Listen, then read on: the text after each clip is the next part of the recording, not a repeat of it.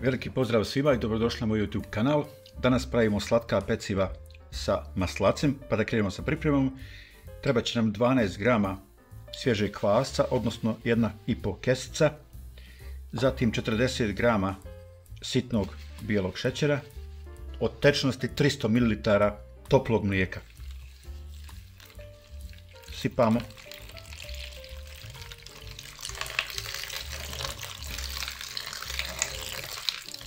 Miješamo da se smjesa sjedini.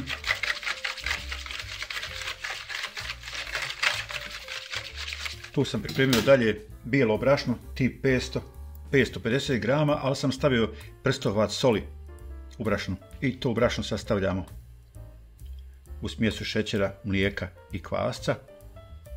I naravno nastavljamo sa miješanjem. Kao dodatak ovoj smjesi pripremio sam 80 grama maslaca, odnosno putera, ali neću sve stavljati odmah u smjesu, nego ću staviti 50 grama u smjesu, a 30 grama ću ostaviti kasnije da mažem svaku kiflicu, odnosno svaki komad peciva posebno. Ja sam ovo malo isitnio da se malo brže i bolje rastopi, odnosno ujedini, sjedini.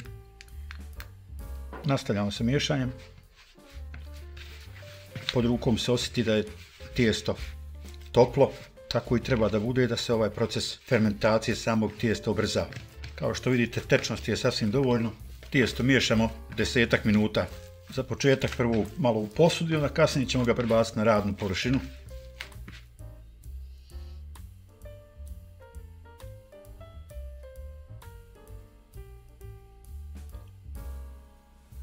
Nakon 15 minuta miješanja tijesto je gotovo. Stavit ćemo ga u onu posudu gdje smo i miješali i pokriti krpom. Stavit ćemo ga na sobnu temperaturu nekih 45 minuta da se malo ohladi. I evo, nakon 45 minuta naše tijesto se fino odmorilo i krećemo sa daljom izradom ovih kiflica. Vidite kako je vazdušasto ispalo. Super. Malo ćemo ga samo još da premotamo i idemo na dijeljenje. Tijesto ćemo vagati na 100 grama 9 komada. Vi možete slobodno ovu količinu tijesta na 9 dijelova, a ja, pošto volim da bude to sve precizno, ja moram to vagati. Znači 9 puta 100 grama.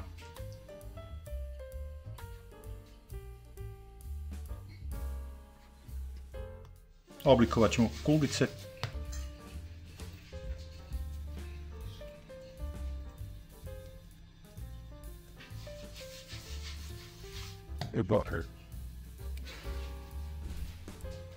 Naravno, tijesto ćemo pokriti krpom da se ne suši i odmah ćemo ga nastaviti sa izradom ovog našeg slatkog peciva. Formirali smo znači kuglice od tijesta, odmorilo se dodatno 15 minuta i sada radimo na izradi ovih naših pletenica, odnosno ovog našeg tijesta. Svaki komad ćemo razvaljati. Dodatno mažemo sa maslacem.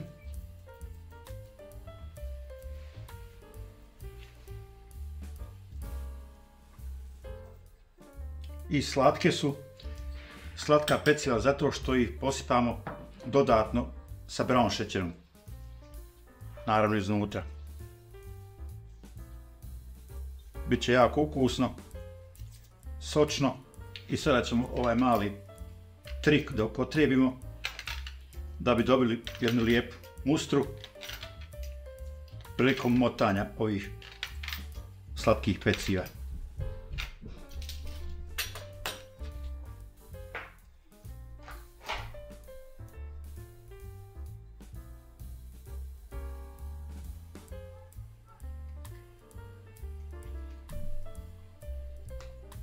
Evo ga.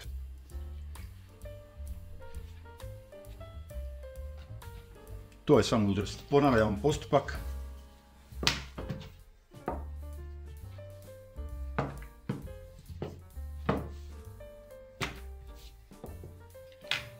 Ne idemo do kraja, znači samo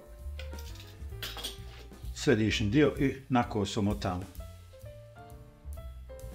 Povlačimo ka kraju.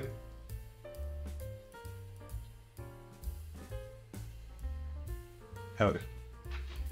To je samo drolija. Ovaj krajnji dio zavučemo ispod.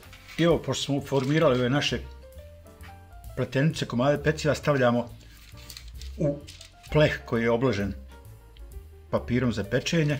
Po 3 u red. Ovako posložene pletenice stavit ćemo na toplo mjesto još nekih 10 do 15 minuta i onda idemo na pečenje. Naravno pokrićemo krpom još malo da dobije u formi.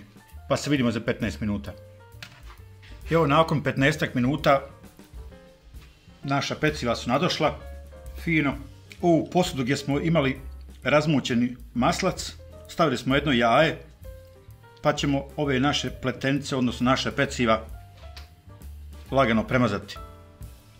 Znači, samo smo stavili žumanjak i ostatke od maslaca. Ako budete imali bilo kakvih pitanja u vezi ovog videa, odnosno u vezi bilo kojeg videa, slobodno pitajte, odgovaram na sva pitanja. Sve vaše komentare naravno čitam i svakom se komentaru radujem i naravno nemojte zaboraviti da lajkujete ovaj moj video, da se pretplatite na moj kanal, da pritisnete zvončić kako ne bi prepustili moj naredni video. Još odozgo, radi bolje dekoracije, stavit ćemo malo maka. Idemo na pečenje.